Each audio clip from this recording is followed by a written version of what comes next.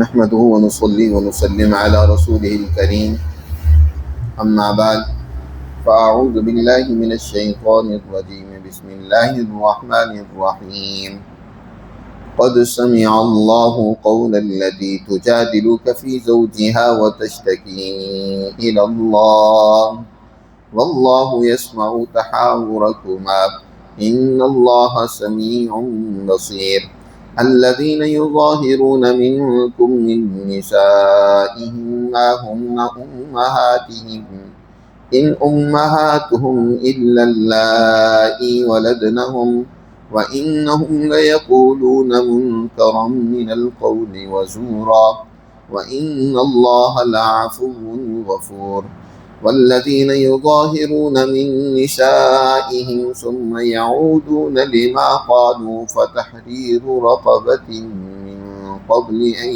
يتماسا ذلكم توعظون به والله بما تعملون خبير فمن لم يجد فصيام شهرين متتابعين من قبل أن يتماسا فمن لم يستطع فإطعام 60 مسكينا ذلك لتؤمنوا بالله ورسوله وتلك حدود الله وللكافرين عذاب أليم إن الذين يحادون الله ورسوله كبتوا كما كبت الذين من قبلهم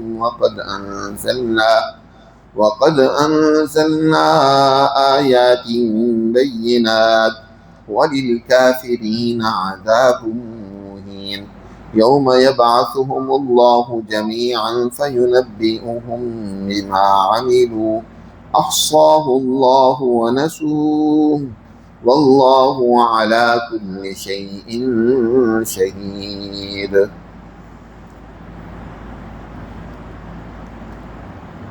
یہ سورہ مجادلہ کا پہلا رکوع ہے۔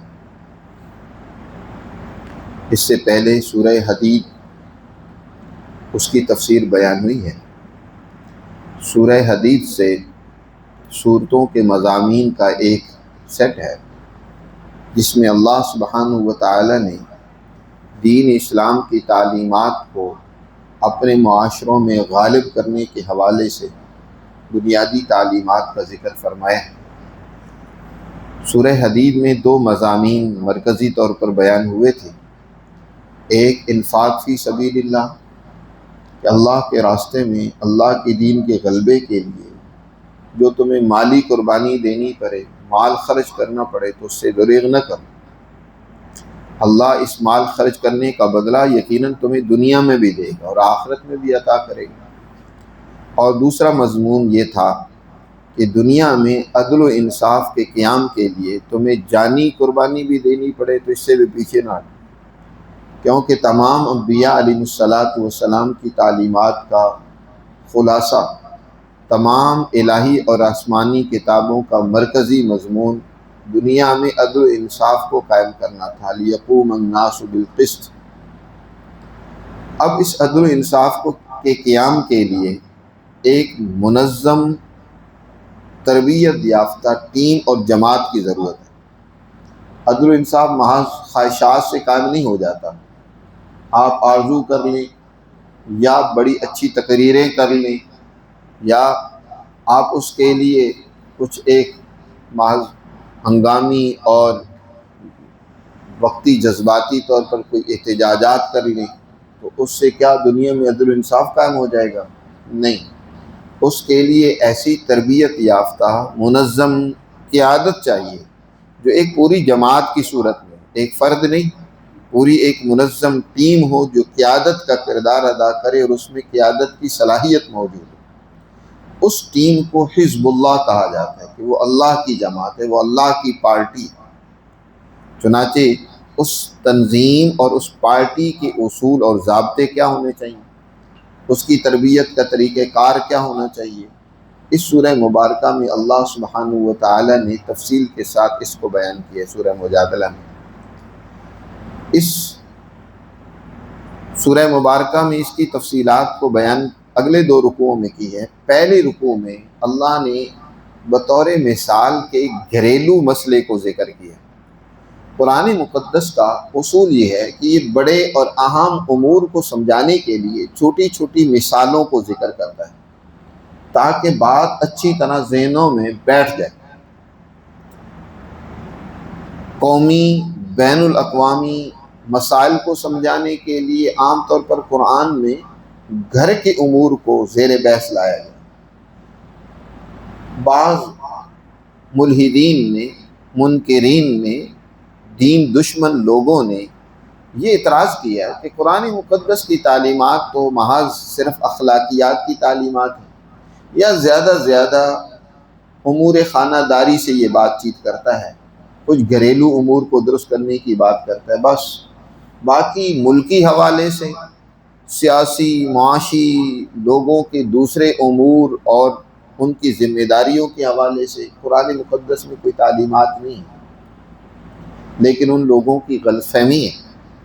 قرآن مقدس نے فیملی سسٹم کو بکثرت زیر بحث لایا ہے، یعنی گھریلو امور کو بہت ڈسکس کیا ہے، لیکن وہ اس لیے کہ گھر کو ایک چھوٹا ملک سمجھنا چاہیے۔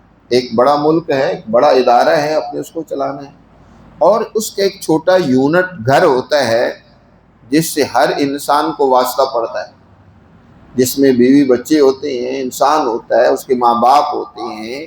ایک چھوٹا سا گویا کہ تمہیں ایک ملک دیا گیا، اس کے اندر تم کیسا نظام قائم کرتے ہو؟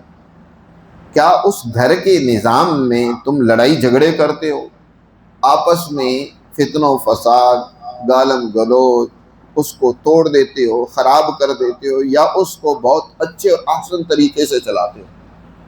جو گھر کے امور کے اندر اچھا انسان ثابت ہوتا ہے نا، تو گویا وہ تربیت یافتہ ہے کہ اس کو بڑا ادارہ یعنی ملک کی ذمہ داری بھی سپرد کی جائے گی تو وہ اچھے طریقے سے اس کو انجام دے گا۔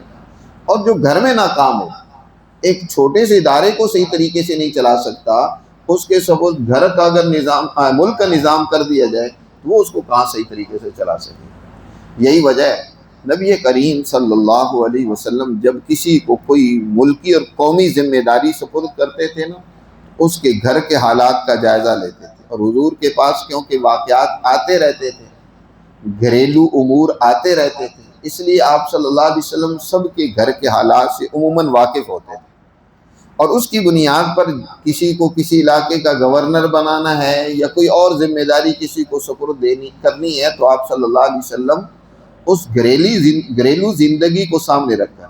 ظاہر ہے آج دنیا بڑی مہذب ہو گئی ہے، دنیا میں جب بھی کسی کو قیادت سپرد کی جاتی ہے نا، ملکی ذمہ داری سپرد کی جاتی ہے، تو پہلے ایک طویل عرصہ اس کی تربیت ہوتی ہے، ٹریننگ ہوتی ہے۔ ایسا نہیں ہوتا کہ ہمارے ہاں بس الیکشن ہوئے اور الیکشن میں سلیکشن ہو گئی اور ایک کو وزیر اعظم بنا دیا، بلکہ وزیر اعظم جس کو بنانا ہوتا تھا، حاکمیت اعلیٰ جس کو سپرد کرنی ہوتی تھی ماضی میں بھی اور آج بھی، اس کی باقاعدہ ٹریننگ ہوتی تھی، تربیت ہوتی تھی کہ اس نے امور کو کیسے چلانا ہے۔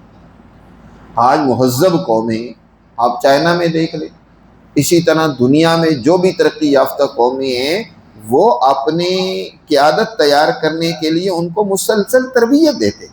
آج ایران کو دیکھ لیں، باوجود اس کے کہ وہ طویل عرصے سے مختلف پابندیوں سے ہیں وہ الجھا ہوا ہے، اس پر پابندیاں ہر طرف سے لگا دی گئی ہیں، نہ وہ برآمدات کر سکتا ہے نہ درآمدات کر سکتا ہے، اس کے لیے اور معاشی بڑی پابندیاں لگائی، لیکن اس نے اپنے آپ کو منظم کیا، اپنی قیادت تیار کی، نئی نسل کو انہوں نے تربیت دی کہ آج وہ نئی نسل دنیا کی بڑی سپر پاور طاقت کے مقابلے میں ڈٹ کر کھڑی ہوئی ہے۔ یہ ایسے تو نہیں ہے راتوں رات ہو گیا، ان کی قیادت شہید بھی ہو جاتی ہے تو نئی نسل ان کی جگہ پر وہی کام کر رہی ہے جو ان کی قیادت نے کیا ہے۔ تو یہ تربیت کا عمل، یہ در حقیقت بڑی ذمہ داریوں کو نبھانے کے لیے بہت ضروری ہوتا ہے۔ اس لیے اللہ سبحانہ و تعالیٰ نے اس حزب اللہ یعنی اللہ کی وہ جماعت جس نے دنیا میں عدل و انصاف قائم کرنا ہے، اس کی تفصیلات کو بیان کرنے سے پہلے گھر کے مسئلے کو ذکر کیا۔ گھر کا مسئلہ وہ کچھ اس طرح ہے، ان ابتدائی آیات کا شان نزول یا پس منظر اس طرح ہے، یہ تقریباً واقع ہے سنہ 5 ہجری کے بعد کا، غزوہ احزاب ہو چکا ہے۔ اس سے پہلے جنگ احزاب اور جنگ احد، بدر، یہ جنگیں کفار سے لڑی جا چکی ہیں۔ اس کے بعد کا یہ واقعہ ہے کہ نبی کریم صلی اللہ علیہ وسلم کے پاس ایک خاتون ایک شکایت لے کر آتی ہے، اور شکایت یہ لے کر آتی ہے کہ اس کے شوہر نے بڑھاپے میں اس کو چھوڑ دیا اور طلاق دے دی، اور طلاق بھی عجیب الفاظ اور انداز سے دے دی جو زمانہ جاہلیت میں رائج تھی۔ زمانہ جاہلیت میں بہت سارے ایسے قوانین جاری تھے جو یقیناً معاشرے اور سوسائٹی کی تباہی کا سبب تھے۔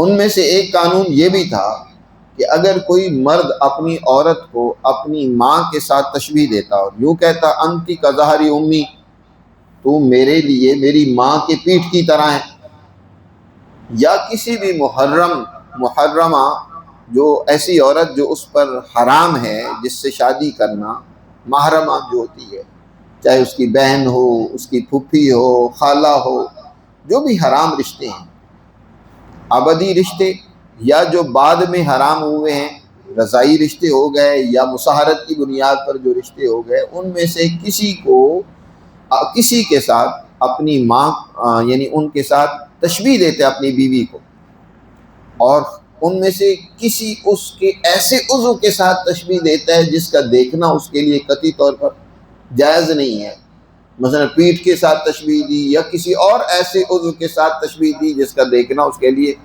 درست نہیں ہے، اس کو کہا جاتا ہے زہار۔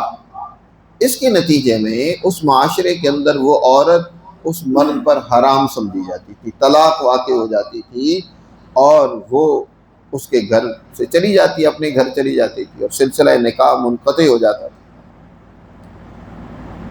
دین اسلام میں سب سے پہلے واقعہ یہ حضرت خولہ بنت ثعلبہ رضی اللہ تعالی عنہ کا پیش آیا۔ حضرت خولہ بنت ثعلبہ اوس بن ثابت انصاری رضی اللہ تعالی عنہ کے نکاح میں تھی۔ اوس بن ثابت یہ عبادہ بن ثابت کے بھائی ہیں۔ اب خولہ بنت ثعلبہ جوانی ڈھل چکی ہے، بڑھاپا ہے، اوس بن ثابت بھی بوڑھے ہو چکے ہیں، ان میں چڑچڑاپن بھی پیدا ہو چکا ہے۔ ایک دفعہ اسی طرح آپس میں کچھ تنازع ہوا، میاں بیوی کے درمیان میں بات چیت ہوئی۔ اس بات چیت میں اوس بن ثابت نے اپنی بیوی کو کہہ دیا انتی کظہری امی، کہ تو میرے لیے ماں کی پیٹھ کی طرح۔ اب یہ جذبات میں جوش میں کہہ تو دیا، جب جوش ٹھنڈا ہوا، جیسے ہمارے ہاں جذباتیت میں طلاق دے دی جاتی ہے، بلکہ تو کئی متعدد طلاقیں دے دی جاتی ہیں، بعد میں پھر ان کو جائز کرنے کے لیے پھر فتوے ڈھونڈنا شروع کر دیتے ہیں۔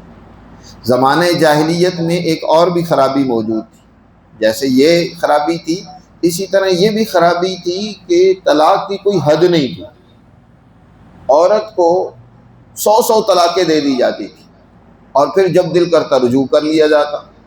وہ عورت کل معلقہ ہوتی تھی، نہ وہ بیچاری آزاد سمجھی جاتی تھی کہ وہ اپنی کی اور اپنا گھر بسا لے، یعنی مرد نہ اسے چھوڑتا تھا، جب دل کرتا رجوع کر لیتا تھا، اور جب دل کرتا طلاق دے دیتا تھا۔ طلاق کی ان کی بھی کوئی حد نہیں تھی۔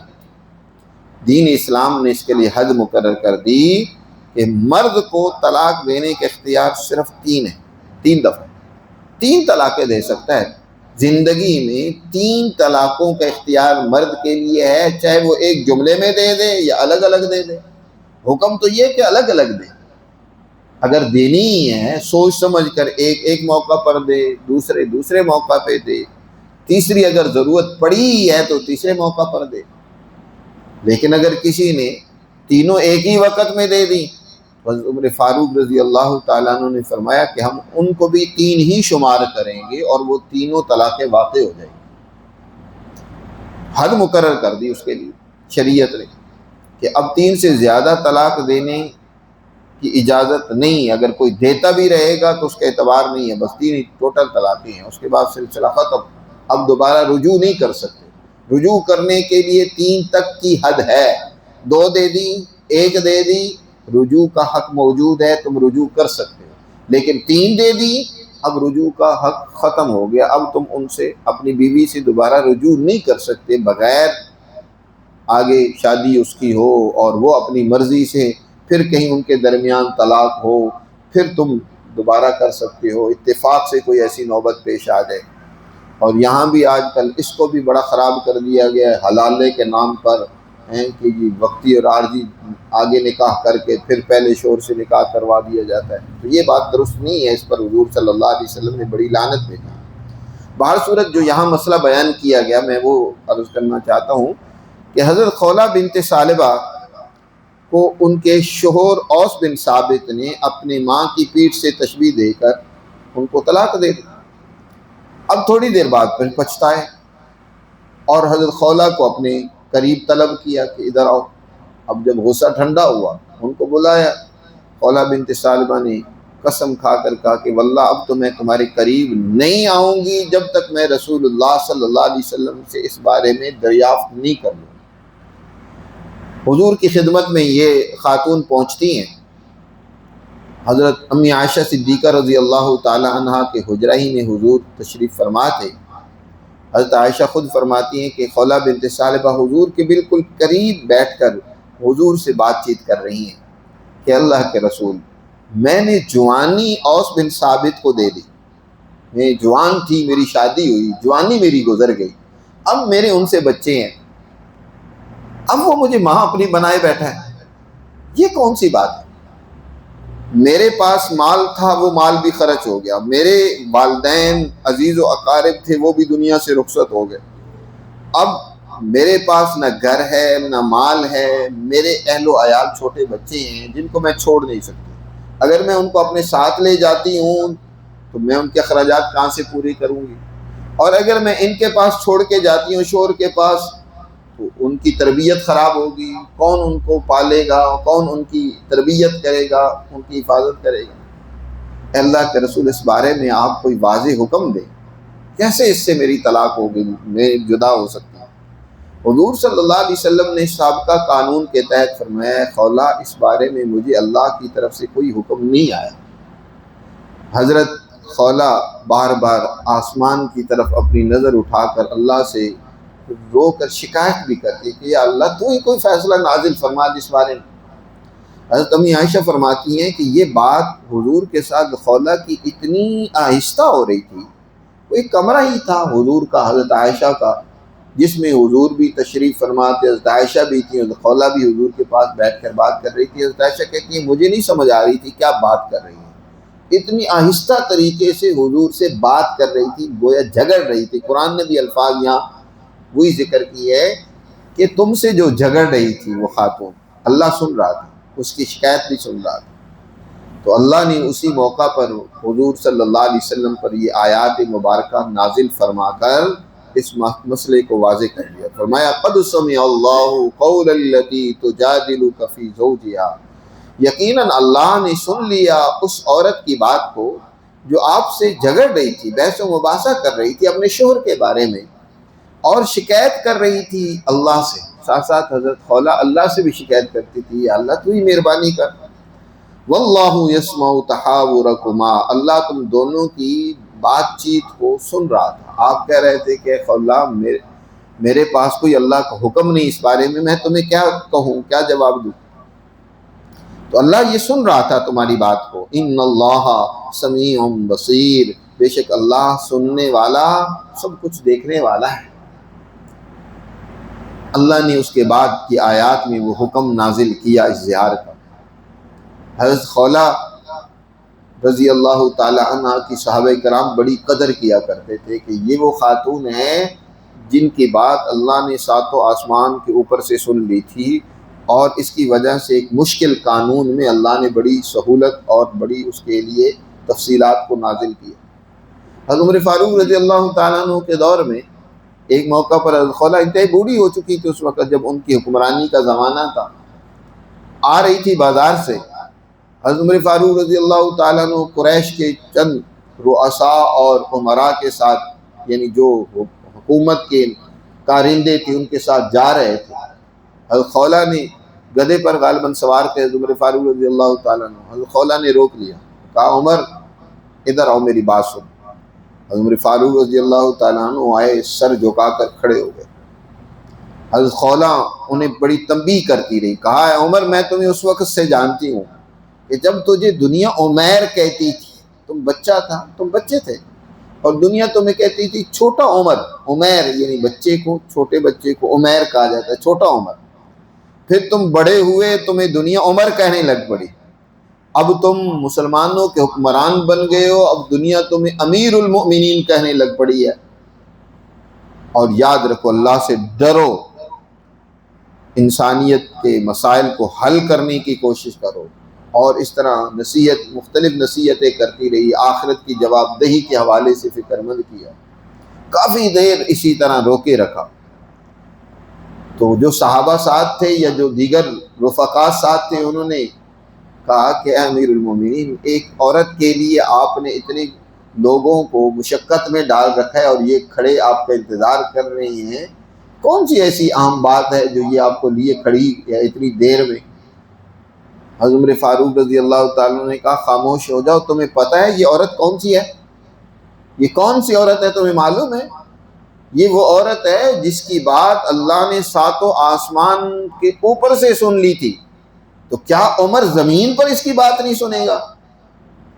واللہ اگر یہ مجھے صبح سے لے کر شام تک بھی لے کر کھڑی رہے گی تو میں نہیں ہٹوں گا سوائے نمازوں کے اوقات کے, کہ نماز پڑھنے کے لیے جاؤں گا, پھر آ کر میں اس کی بات سنوں گا. فرمایا یہ خولہ بنت ثعلبہ ہے جس کی بات کو اللہ نے فرمایا کہ سن لیا اللہ نے اس کی بات کو, جو آپ سے پیغمبر جھگڑ رہی تھی اپنے شوہر کے بارے میں اور اللہ سے شکایت کر رہی تھی. واللہ یسمع تحاورکما ان اللہ سمیع بصیر. اب اس کا حکم اللہ نے قانون نازل کیا ہے کہ الذین یظاہرون منکم من نسائہم, وہ لوگ جو تم میں سے اپنی عورتوں سے زہار کر لیں, اپنی ماں یا محرم کے ساتھ تشبیہ دے لیں. ماں ہن امہاتہم, وہ ان کی مائیں تھوڑی ہے. عجیب بات ہے, تم نے ان سے شادیاں کی ہیں, اب تک تو تم نے ان سے اولاد پیدا کی ہے, اب وہ تمہاری ماں بن گئی. یہ ماں کی بھی توہین ہے, اس عورت کی بھی توہین ہے. ماں ہن امہاتہم, یہ تو ان کی مائیں نہیں ہیں. ان امہاتہم الا اللائی ولدنہم, ان کی مائیں تو وہ ہیں جنہوں نے ان کو جنم دیا, ان کی تم توہین کرتے ہو. ولدنہم وَإِنَّهُمْ لَيَقُولُونَ مُنْكَرًا مِنَ الْقَوْلِ وَزُورًا, بے شک یقیناً یہ لوگ بڑی ہی بری بات کہہ رہے ہیں, منکر بات کہہ رہے ہیں, کیسی ہی غلط بات کہہ رہے ہیں. وزورا, جھوٹ پر مبنی بات کہہ رہے ہیں. کیا یہ حقیقت ہے کہ ان کی وہ مائیں بن گئی ہیں؟ عورت کو ماں بنا دینا منکرم من القول, یہ بہت ہی غلط اور فضول بات ہے, لغو بات ہے, جھوٹ پر مبنی بات ہے. مائیں ان کی وہ ہیں جنہوں نے انہوں نے پیدا کیا ہے. وَإِنَّ اللَّهَ لَعَفُوٌّ غَفُورٌ, لیکن کیونکہ یہ زمانہ جاہلیت میں کی بنیاد پر اس طرح کی باتیں ہوئی ہیں تو اللہ نے ان کی پہلی غلطیاں اور لغزشیں معاف کر دی ہیں, کیونکہ وہ بڑا معاف کرنے والا, بڑا بخشنے والا ہے. آئندہ اس طرح کی غلطیوں کا ارتکاب نہیں ہونا چاہیے. اب جو کر لیا ہے اس کی سزا بھی ہوگی, آئندہ جو کرے گا اس طرح کی غلطی اسے کفارہ ادا کرنا ہوگا, اس کے لیے تنبیہ ہے, اس کے لیے سزا ہے. اور وہ سزا یہ ہے کہ اسے سب سے پہلے تو ایک غلام خرید کر آزاد کرنا ہوگا. غلام چاہے مرد ہو یا عورت ہو, بڑا ہو یا جوان یا بچہ, بلکہ غلام ایک رقبہ, اسے خرید کر کیا کرنا ہے, آزاد کرنا. اگر کسی کے پاس اس کی طاقت نہیں ہے یا غلام ہی نہیں ہے, جیسے آج کے دور میں غلامی ہی ختم ہو گئی ہے, تو پھر اس کے لیے دوسرا حکم یہ ہے کہ 60 لگاتار روزے رکھنے ہوں گے. اور یہ کام دونوں, غلام خرید کر آزاد کرنا یا 60 روزے رکھنا لگاتار, عورت کو چھونے سے پہلے پہلے, اس کے قریب جانے سے پہلے پہلے, یہ پہلے کفارہ ادا کریں پھر جو ہے عورت کو چھو سکتے ہیں, عورت کے قریب جا سکتے ہیں. 60 لگاتار روزے رکھنے. اگر درمیان میں ایک روزہ بھی مس ہو گیا دوبارہ سے, یا یہ ہے کہ درمیان میں تم عورت کے پاس چلے گئے تو دوبارہ سے 60 رکھنے. اب ہر آدمی میں تو یہ طاقت و ہمت نہیں ہو سکتی کہ وہ 60 روزے لگاتار رکھے. کہیں بوڑھے بھی ہو سکتے ہیں، بیمار بھی ہو سکتے ہیں، جوان بھی ہو تو جوان میں بسا اوقات برداشت ہی نہیں ہوتی، وہ بیوی کے پاس چلا جائے درمیان میں تو پھر روزے رکھنے پڑ جائیں گے. اس لیے پھر اللہ نے اپنے بندوں پہ مہربانی کرتے ہوئے ایک تیسری صورت بھی بیان کی ہے کفارہ کی. وہ یہ ہے کہ پھر اگر اس کی بھی تم میں طاقت نہیں ہے تو پھر 60 مسکینوں کو کھانا کھلانا ہے. اس کا قرآن نے ذکر کیا کہ والذین یظاہرون من نسائہم، اور جو لوگ اپنی عورتوں سے زہار کر لیں، ثم یعودون، پھر وہ رجوع کرنا چاہیں، پھر اس کو اپنی نکاح میں لے آنا چاہیں، یعنی اس سے واپس لے آنا چاہیں، لما قالوا، جو انہوں نے کہا اس سے رجوع کرنا چاہیں، تو فتحریر رقبۃ من قبل ان یتماسا، بس آزاد کرنا ہے رقبہ کا، گردن کا، پہلے اس سے یہ کہ ایک دوسرے کو چھوئے. ذالکم توعظون بہ، یہ وہ بات ہے جس کا اللہ تمہیں حکم دے رہا ہے کہ اس کو کرو. واللہ بما تعملون خبیر، اور یاد رکھو جو کچھ تم کرتے ہو اللہ اس کو پوری طرح جانتا اور اس کی خبر رکھنے والا ہے. فمن لم یجد، اور جو یہ نہ پائے، غلام نہ پائے یا غلام کی طاقت نہ ہو خریدنے کی، تو فصیام شہرین متتابعین من قبل ان یتماسا، تو اس کے لیے 2 مہینے روزے رکھنے ہیں لگاتار، پہلے اس سے کہ ایک دوسرے کو چھوئے، من قبل ان یتماسا.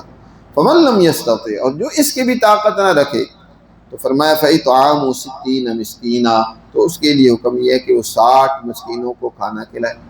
60 مسکینوں کو پھر کھانا کھلائے. 60 مسکینوں کو کھانا کھلانے کی مختلف صورتیں ہیں کہ 60 مسکینوں کو ایک دن میں صبح و شام کا کھانا کھلا دے، یا ایک مسکین کو 60 دن کھانا کھلا دے. لیکن اس میں شرط من قبل ان یتماسا کی نہیں ہے کہ چھونے سے پہلے. اگر 60 دن ایک مسکین کو کھانا کھلانا شروع کیا ہے، درمیان میں اگر ایک دوسرے کے پاس چلے بھی گئے ہیں تو اس صورت میں کفارہ نئے سرے سے نہیں ہوگا، کیونکہ اس میں اللہ نے من قبل ان یتماسا کی قید نہیں لگائی. ذالک لتؤمنوا باللہ ورسولہ، فرمایا یہ حکم اس لیے ہے تاکہ تم اللہ اور اس کے رسول کے احکامات کی تصدیق کرو. لتؤمنوا لتصدقوا باللہ ورسولہ وتلک حدود اللہ، اور یاد رکھو یہ اللہ کی حدود ہیں، اللہ کی حدود ہیں، اور اللہ کی حدود میں تجاوز نہ کرو. وللکافرین عذاب علیم، اور اللہ کی حدود کا انکار کرنے والوں کے لیے دردناک قسم کی پھر سزا ہے. کافرین، حدود محادات، حدود کہتے ہیں ہر انسان کا ایک دائرہ ہوتا ہے، اس اپنے دائرے سے نکل کر دوسرے کے دائرے میں جانا، اس کو کہتے ہیں حد کو پھلانا. جیسے حد بندی ہوتی ہے، یہ میری زمین کی حد بندی ہے، لہٰذا یہاں دوسرے کی زمین شروع ہوتی ہے، یہاں تک میری ہے، تو اب ایک کا دوسرے کی زمین میں دخل اندازی دینا کرنا. یا اسی طرح احکامات اور قوانین الہیہ کی ایک حد بندی ہے. بہت سارے قوانین اور احکامات، بنیادی اصول اور ضابطے اللہ نے بیان کر دیے. اب ان میں کوئی تجاوز کرے، اپنی مرضی سے ان کے اندر کوئی قانون بنانے لگ پڑے، یاد رکھو تو اس کی قطعاً اجازت نہیں ہے، وہ سخت سزا کا مستحق ہے. قوانین، بائیلاز، ضمنی قوانین، وہ وہاں ان کو بنایا جا سکتا ہے، تشکیل دیا جا سکتا ہے جہاں اللہ کے قوانین صراحتاً موجود نہیں. اللہ اور اس کے رسول صلی اللہ علیہ وسلم سے کسی مسئلے کے بارے میں واضح ہدایت اور حکم موجود نہیں ہے، کوئی قانون موجود نہیں ہے، کوئی ایسے نئے مسائل جو پیش آئے ہیں، تو اس کے لیے تم یقیناً بائیلاز بنا سکتے ہو، ضمنی قوانین بنا سکتے ہو. تو وہ قوانین اللہ اور اس کے رسول کے قوانین کے مخالف نہیں ہونے چاہیے.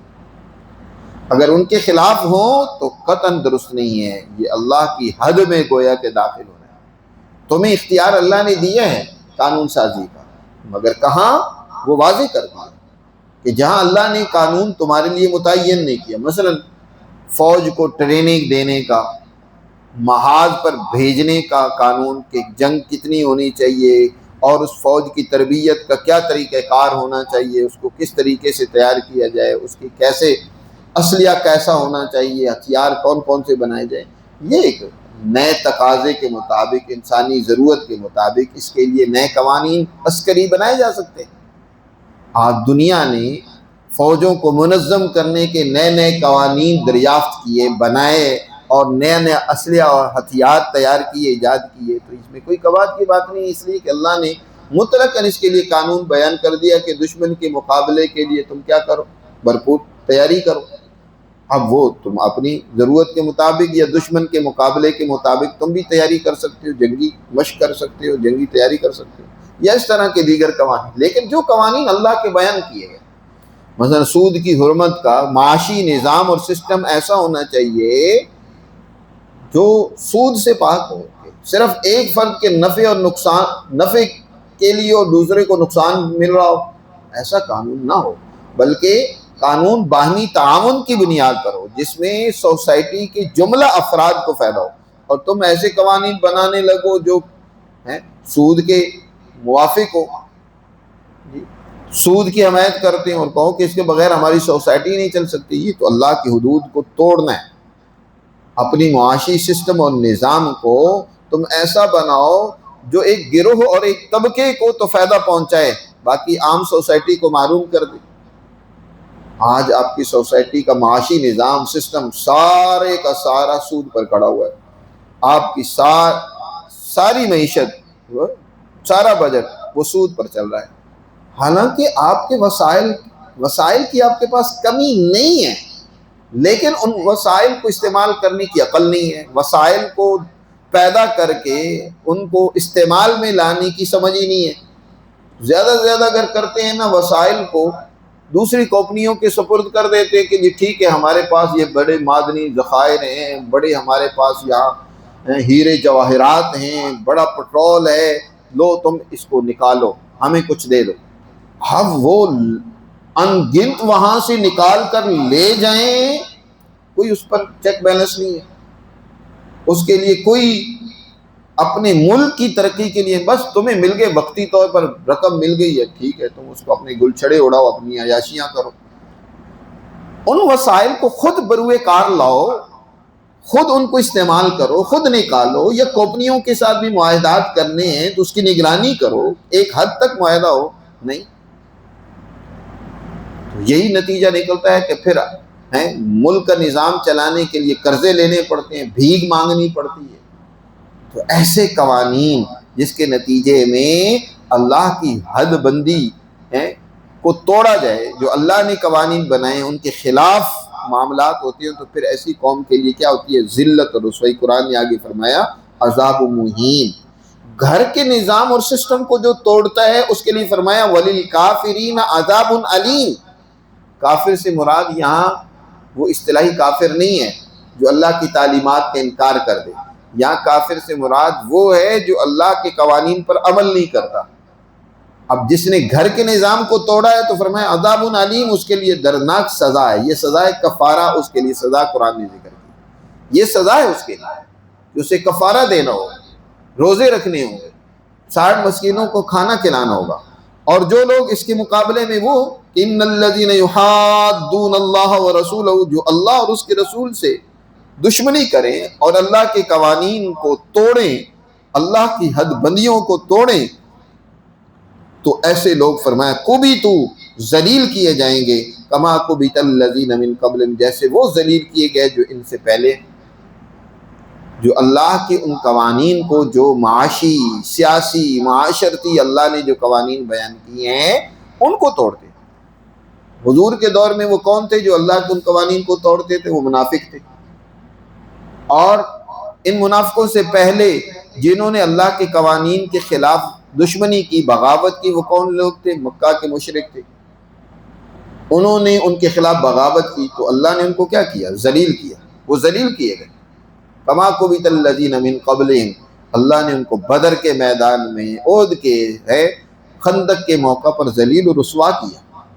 تو فرمایا اسی طرح یہ منافق بھی ذلیل و رسوا ہوں گے، نام نہاد مسلمان، نام کے مسلمان ہیں لیکن اللہ کے قوانین کو توڑ رہے ہیں، اس کے خلاف قوانین بنا رہے ہیں۔ ایسے لوگوں کے لیے اللہ کیا کہہ رہا ہے کہ وہ ذلیل ہوں گے، ان کو ذلت اور رسوائی کا سامنا کرنا پڑے گا دنیا میں بھی۔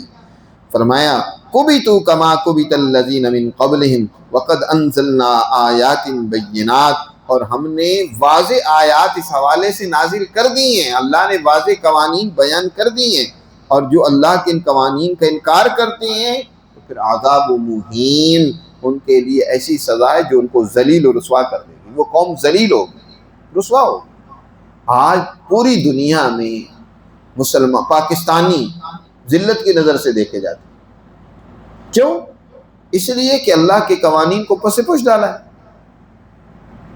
سارا معاشی سسٹم تو اللہ کے قوانین کے خلاف کھڑا کیا ہوا ہے، اللہ اور اس کے رسول سے اس کو جنگ قرار دیا گیا، اس کے نتیجے میں ایک مخصوص طبقے کو نوازا جا رہا ہے اور عام رعایا اور عوام کو بیچاری کو جینا دو بھر کر دیا ہے۔ اس کے لیے مشکلات ہی مشکلات ہے۔ وہ جانوروں کی طرح کما کر ٹیکسز دینے میں لگی ہوئی ہے رات دن، نہ اسے اپنی اخلاق کی پرواہ، نہ اللہ کی عبادت اور بندگی کی فکر، نہ اپنے اہل و عیال کے حقوق ادا کرنے کی فکر۔ وہ رات دن بس کمانے میں لگے ہوئے، اور یہ ایک طبقہ ہے کہ وہ مزے کرنے میں لگے ہوئے، ایک ایک بیوروکریسی کے لیے اربوں خربوں ڈالر ان کے لیے ان کا بجٹ پاس کیا جا رہا ہے، ان کی عیاشی اللہ تللوں کے لیے پاس کیے جا رہے ہیں۔ تو ایسے لوگوں کے لیے فرمایا عذاب مہین، گھر کے سسٹم کو توڑنے والے کے لیے فرمایا عذاب علیم، اور ملکی نظام کو توڑنے والے کے لیے فرمایا عذاب مہین، ان کے لیے عذاب ہے ذلت والا، وہ ذلیل ہوں گے۔ گھر کے نظام کو توڑیں گے تو تکلیف ہوگی، تکلیف سے گزریں گے، ذلت تو نہیں ہوگی چلو، لیکن تکلیف کا سامنا کرنا پڑے گا کہ گھر کے نظام کو خود ہی سنبھالنا پڑے گا، پھر تکلیف ہوگی نا۔ عورت کو تم نے گھر سے فارغ کر دیا، اب بچوں کو سنبھالنا ہے، گھر کو صاف ستھرا رکھنا ہے، کھانا پکانا ہے، کپڑے دھونے ہیں، سارے مسائل گھر کے خود ہی حل کرنے ہیں، تکلیف اٹھانی پڑے گی۔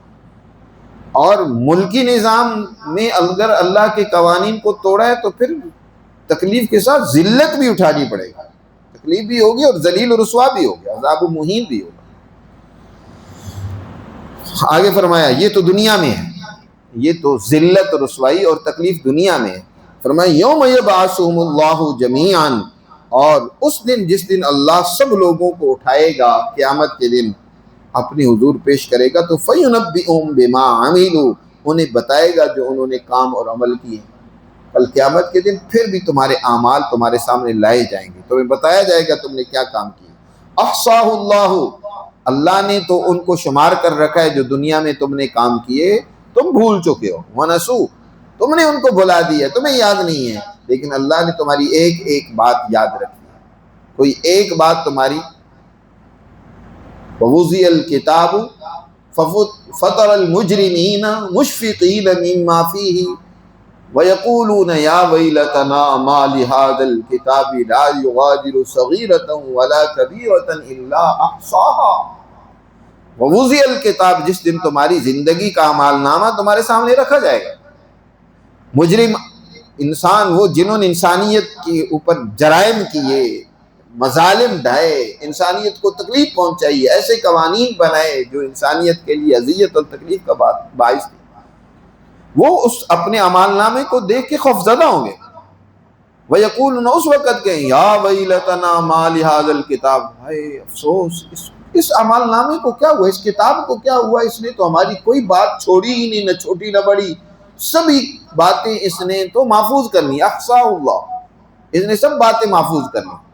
اسی کو یہاں احصا کو یہاں بھی بیان فرمایا، احصا اللہ، اللہ نے ان کو محفوظ کیا ہے، تم بھول گئے، یہ بھول گئے۔ وَنَسُوا وَاللَّهُ عَلَى كُلِّ شَيْءٍ شَهِيدٌ، اور اللہ ہر ایک چیز کی نگرانی کر رہا ہے، کوئی چیز بھی اللہ سے چھپی اور مخفی نہیں ہے، سب اس کی نظر میں۔ تو اس طریقے سے یہ پہلے رکوع میں اللہ سبحانہ و تعالیٰ نے ایک گھریلو واقعے کے پس منظر میں ملکی اور قومی مسائل کو بھی بیان کیا ہے کہ اس میں بھی اللہ کے قوانین کی حدوں کو توڑو نہیں، اللہ کے احکامات پر عمل کرو، تو پھر تم باعزت زندگی گزارو گے، وگرنہ دنیا میں بھی ذلت اور رسوائی ہے، اور آخرت میں بھی اللہ کے حضور سخت سزا کے مستحق ٹھہرو گے۔ اللہ ہمیں سمجھ نصیب فرمائے اور اپنے احکامات